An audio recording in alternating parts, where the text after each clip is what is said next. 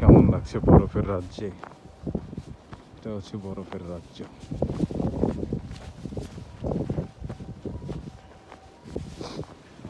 বরফের রাজ্যে আপনাকে স্বাগত। খুব ভালো লাগতেছে না?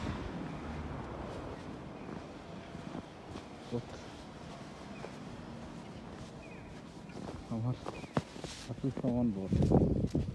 ওই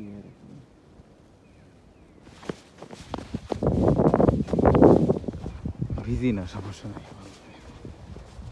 কালকে রাত্রে এরকম বরফ পড়ছে, এখন আজকে আবার আকাশ কালো হয়ে আসতেছে কেবল। আজকেও সেই লেভেলের একটা পড়া দেবে, মানে সেই লেভেলের বরফ পড়বে। তারপর জানি না কি হয়। ও সবাই বরফ সরানে ব্যস্ত, তাতে লাভ কি? কোয়ার আছে সিটি কর্পোরেশনের লোক।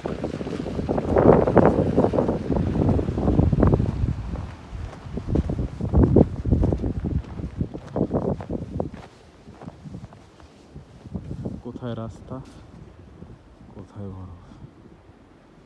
ও মাই গড।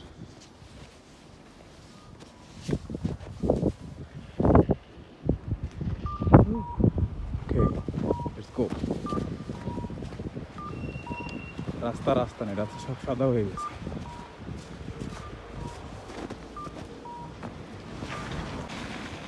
মাউন্টেন ক্লাইম্বিং করার সময় যে কষ্ট হয়, তার থেকে আমার বেশি কষ্ট হচ্ছে এই ব্রিজটা পার হইতে। শুধু আবার আসতেছে একটু পরে। কি যে একটা অবস্থা।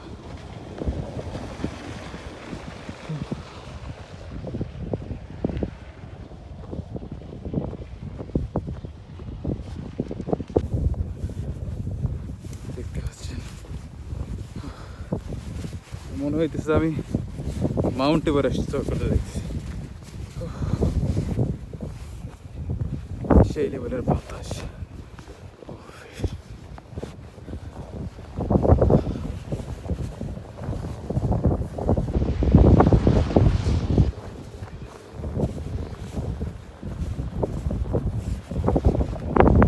এদিক কেমন লাগতেছে? সেই সুন্দর না এদিকটা? এদিকটা অসম।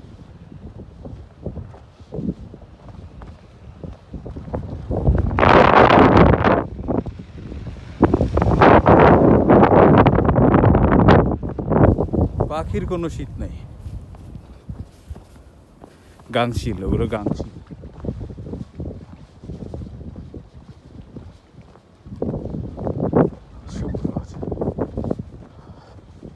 একটু পরে আবার বরফ পড়া শুরু হবে, তার আগে বাসায় যেতে হবে আমাকে।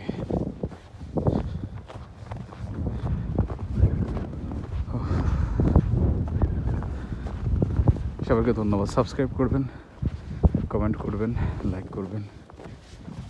যদি কোনো কথা জানার থাকে অবশ্যই আমাকে বলবেন, আমি ট্রাই করব আপনাদেরকে সে আপডেট দেওয়ার জন্য। এটা হচ্ছে জাপানের নিগাতা সিটি। নিগাতা সিটি হচ্ছে জাপানের পূর্ব দিকে, এবং এটা হচ্ছে জাপানের দ্বিতীয় বৃহত্তম বরফের সিটি। সবচেয়ে বেশি বরফ পড়ে হচ্ছে হোক্কাইদোতে, তারপরে বরফ পড়ে হচ্ছে নিগাতায়, নিগাতা আওমোরি এই সাইডে।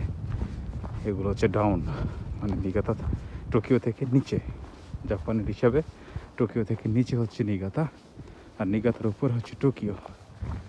ভাটা আর জোয়ার, এরকম একটা অবস্থা। তো দেখতে পাচ্ছেন আবার কিন্তু শুরু হয়ে গেছে। সারা রাত তুমুল পরিমাণে বরফ ছিল, দেখেন রাস্তার কি অবস্থা। আবার এখন শুরু হয়ে গেছে বরফ। এই আজকে কালকে 2 দিন, কালকেও হয়তো হতে পারে, জানি না। তো সবাইকে ধন্যবাদ। আমি আর হাত ধরে রাখতে পারতেছি না। Bye bye, thank you very much.